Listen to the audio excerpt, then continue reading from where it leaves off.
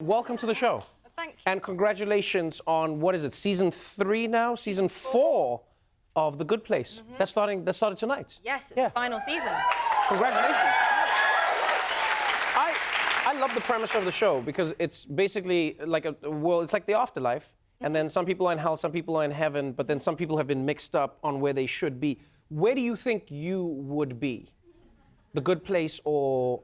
No, I'm saying like... I'm an actress. I would go straight to hell, where I belong. Who makes money this way? Yeah. You think you'd be in hell? Yeah, where are you going? Will I see you there? I think I'll get into heaven because of my mom. I think my mom has prayed enough that they'll be like, yeah, she's got a +1. Come on in, come on in. That's probably what it'll be for me. We'll see. Yeah. But I like how you're waiting for me. Oh, Trevor. Okay, Trev. Yeah. The show has been really popular. But you just like got an interesting vibe about like what the story is. But you have become really popular on the show, not just because of your character, but because of the backstory. Because this is your first acting gig.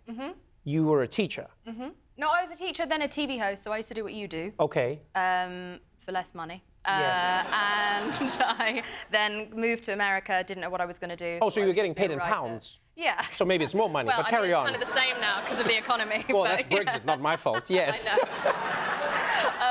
So I moved here to be a writer, and I got an agent based off a script that I wrote, and that same agent was also representing people at The Good Place, and they said, we need a Pakistani, overly tall, annoying Englishwoman. Off you go. And I went to the audition and I got it. Yeah, but you've really connected on the show. You have a vibe about you. One thing I have heard a lot of people say, not just from the show, but in real life, is they go like, Jameela is one of the funniest. No, they go, Jameela is one of the I don't read comments on YouTube. I'm talking about in real life. People go, they just say I'm a slut.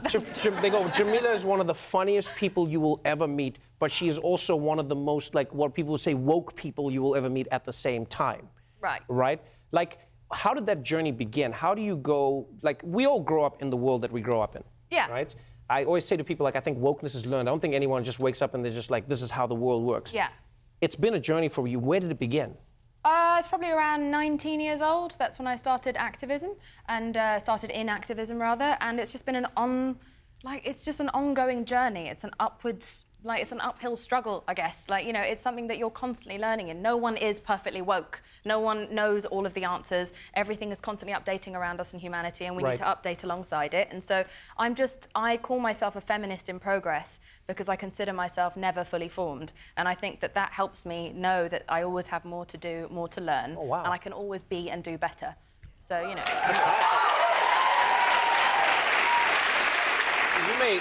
You may refer to yourself as a feminist in progress, but a lot of people see you as a face of what they would call the body positivity movement, but you don't see yourself that way. No, that movement is not for me. That movement was designed for women who are discriminated against, like in front of doctors and in our society because of their size. It's a must-have movement for those people. I am slender, so I'm not discriminated against because of my size. I actually believe in body liberation and body neutrality. Like, I believe in just not thinking about your body, and I have the luxury of being able to do that because I'm not being constantly persecuted for my size. So I am someone who used to have an eating disorder. I still have body dysmorphia, and I just managed to get more things done in my day when I'm not thinking about my figure. I can't stand in front of a mirror and say, oh, I love my thighs, I love my cellulite. I can just not think about them and think about my bank account and orgasms, you know?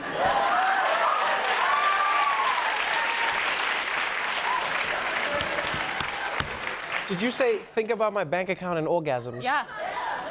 And like world peace. And like, yeah. No, it's just, I just think there's a business opportunity here where you sell people mirrors that don't show them themselves, just show you like a bank balance going up. Yeah. And then like their last orgasm. Do it, man. We can just do it. We just sell it as an app. You can make a lot of money. Yeah. It is interesting that you say feminist in progress, because it does feel like we're in a world now where everyone wants to be heard, rightfully so, but then the conversations around it can become so visceral, and, you know, like no one wants to listen in and around these conversations. You've been very quick to just take it. If someone says, hey, Jameela, you didn't include these people in your conversation, or you've excluded these people in this conversation, you just go like, yes, I'm sorry, I'll include them, and then I move on. Does it ever get tiring to do that? Or like how did you decide to take that approach? No, like I only have the freedom that I have now because other people before me fought for women of color to be given opportunities that I'm now able to benefit from. So no, I never tire of being corrected if I'm wrong. You know, I have more to learn, and I'm grateful that people don't patronize me and they think that I can take the criticism. Right. And I can, and I think that the thing that we are sometimes searching for in our society is moral purity, and you're just never going to find that. All you can find is progress and not perfection. And so that's what we should all be striving towards. You know, if we completely cut people down every time that they show their ignorance or they make a mistake or they have a mistake from 10 years ago, then people are going to feel like there's no value in learning or progressing whatsoever because you're punished forever for the sin that you no longer stand by. So, you know, if you haven't done irrevocable harm, I think you should be allowed the opportunity to learn and grow and do better. And so, you know, 10 years ago, I was... But 8 years ago, 7 years ago, 10 years ago, I was problematic in my thinking, and there were loads of things that I didn't know and didn't understand and thought I was right about. And had I been cancelled at that time, I would never have gone on to become someone who now spends all of their life fighting for women's rights and the rights of people who are marginalised, and who is now being able to, you know, get Instagram and Facebook to change their global policies to protect young people. That's a huge thing. So thank God I didn't get cancelled, right, because that's a huge I got thing. better. But tell us more about that. No, this is a really powerful, you know, movement that you spearheaded, and that was you got the social media companies to change how they viewed what advertising people were able to see under the age of 18. Because you've been very vocal against like people who advertise like those tummy teas. Don't know what you mean. And the the tummy teas and like all those like super diet fads. They're laxatives. Like, they're all laxatives. You just shit fire. Is that what they are? Mm-hmm. And then you don't shit again for several days afterwards, and then you need more. And it's just bad. Oh. Sexy. But I've seen, but the people have like a flat tummy when they do it. They'll like have the tea and they go like, look at my tummy, and then like they have the tea. Yeah, they're photoshopped, surgically enhanced tummy. Fuck off. Sorry. But I thought the tea. So anyway, no, but unfortunately, there are a lot of impressionable young people who don't know that the tea is a scam. They don't know that a lot of these ideas are scams. Yes. You went out to the social media companies and you said it's your job to do something. What are they doing?